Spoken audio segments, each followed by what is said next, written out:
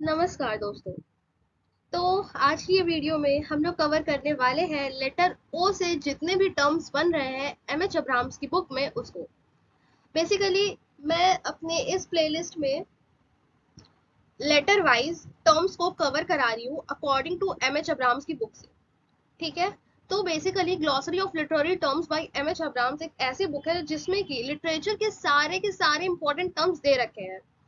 And M H Abraham की book से most of the questions पूछे जाते हैं, चाहे वो आपका नेट का एग्जाम हो, चाहे सेट का एग्जाम हो, या फिर सीयूईटी पीजी का एग्जाम हो। सीयूईटी पीजी का जो एग्जाम है वो आने वाले सालों में टफ होता रहेगा, क्योंकि हम लोगों ने देखा 2022 में पेपर इजी था, 2023 में पेपर का पैटर्न चेंज हो गया, 2024 में पेपर बिल्कुल ही एकदम हार्ड आ गया। ऐसा आ गया कि बच्चे ने कुछ अटेम्प्ट किया, कुछ नहीं किया, और कट ऑफ इस बार काफी लो गई है। राइट। तो खैर ये सब तो बात हो गई सीबीटी पीजी की। एंड मैं अगर बात करूं नेट की, तो बहुत सारे ऐसे बच्चे हैं जिन्होंने कोई किताब नहीं पढ़ी। अगर उन्होंने एम एच अब्राहम्स को अच्छे से पढ़ लिया तो ट्रस्ट मी उनका नेट जो है वो क्लियर हो जाएगा। ठीक है। मैं जेआरएफ की बात नहीं करी, मैं नेट की बात करी। उनका नेट आसानी से निकल सकता है अगर उन लोगों ने बस एम एच अब्राहम्स पे फोकस किया हो, वो पास हो सकते हैं। ठीक है। सो अभी जैसा कि आप लोग जानते हो नेट का एग्जाम होने वाला है। अगर आप लोग ये सीरीज को कंटिन्यूअसली देख रहे हो एंड एम एच अब्राहम्स की बुक को अच्छे से पढ़ रहे हो, तो गारंटी है कि आपका नेट का एग्जाम जो है वो क्वालिफाई हो जाएगा। ठीक है। तो बात हो गई यहाँ तक खत्म। अब हम लोग स्टार्ट करते हैं। ये मेरा पार्ट 17 है। ओके। अगर आप लोगों को पार्ट 1 टू 16 देखना है तो आप लोग प्लेलिस्ट की जो लिंक है वो मैंने डिस्क्रिप्शन में डाल दी है, तो आप लोग जाके वहां से चेकआउट कर लो एंड पूरी वीडियो को देखो, सारे एमसीक्यूज को अपनी नोटबुक में लिखो एंड रिविजन करो। ठीक है। तो चलिए स्टार्ट करते हैं।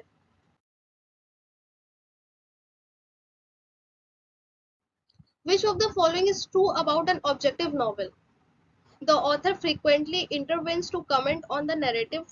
The author tries to create the effect that the story tells itself. The author personal experience are central to the narrative. The author directly conveys judgment about characters and actions. Option number B is correct. Okay, author tries to create the effect that the story tells itself.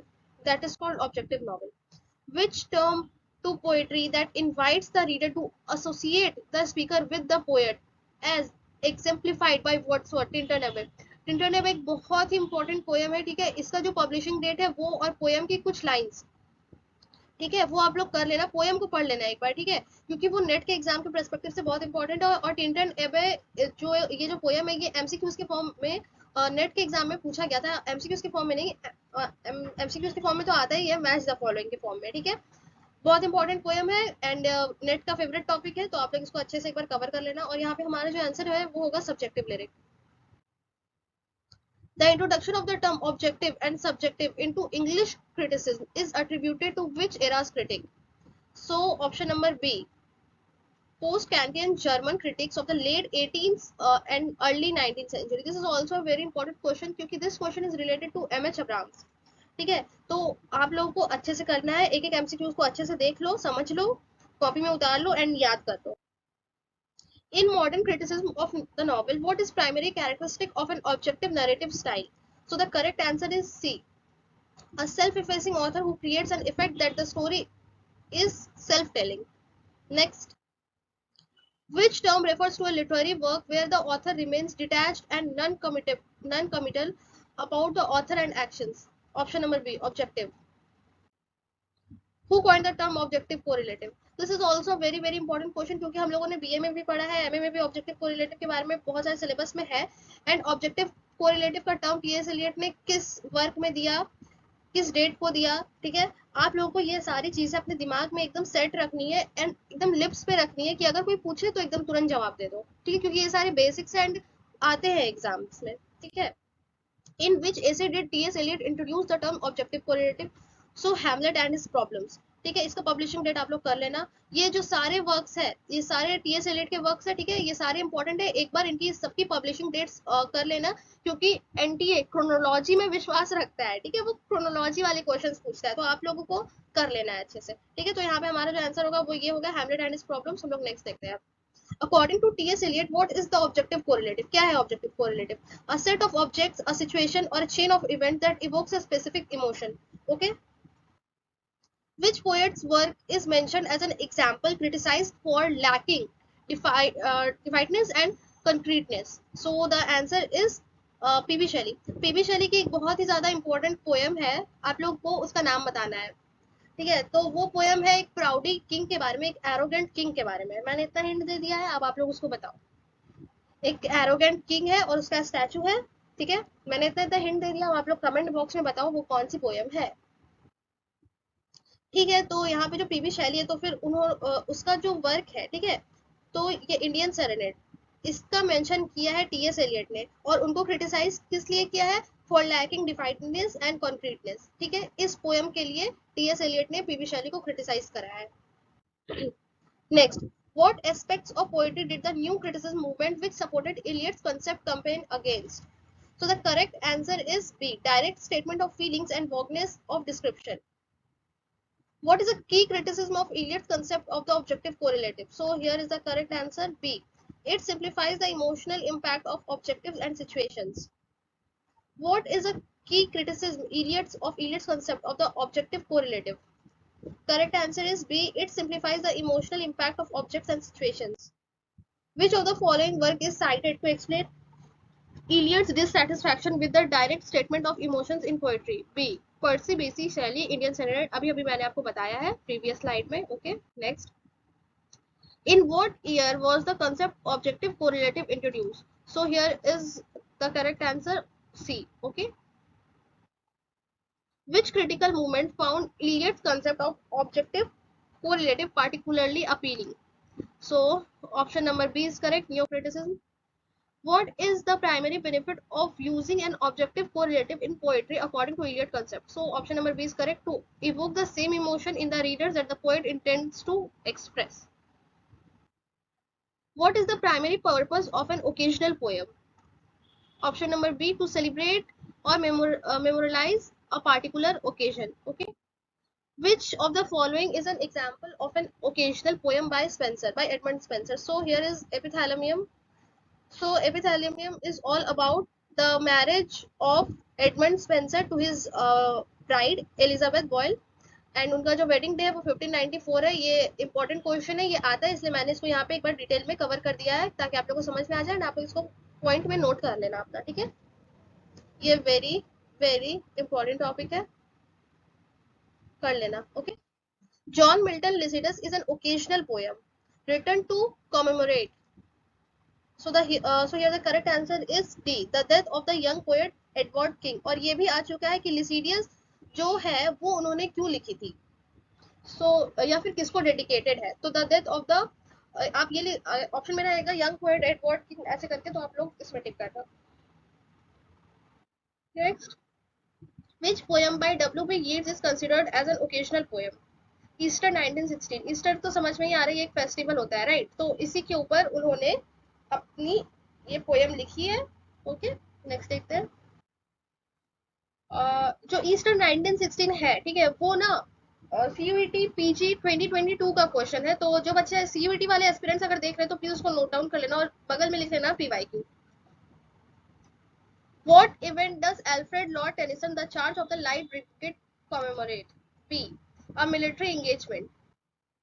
Who is often called upon to write occasional poems for royal anniversaries and important public events in England? The poet laureate. Which of the following poems by W.H. Auden is an occasional poem? September 1, 1939.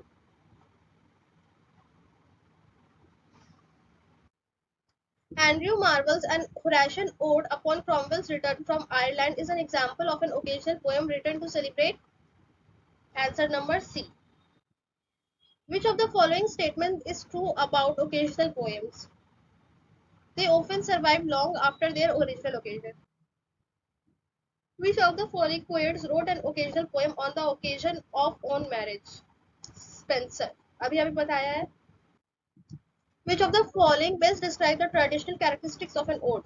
This is also a very important question. So here is the correct answer, long lyric and serious in subject. Who established the prototype of traditional Pindaric ode? Pindar. What are the three parts of Pindaric ode stanza structure? Strophe, antistrophe and epode. This is also very very important question mark. Which poet introduced the regular or Pindaric ode into English literature? Correct answer is Ben Jonson. What distinguishes the Paulian ode from the regular Pindaric ode? It disregards the recurrent stanzaic pattern and varies the stanza structure. Which of the following is a representative example of a romantic personal ode of description, passionate meditation?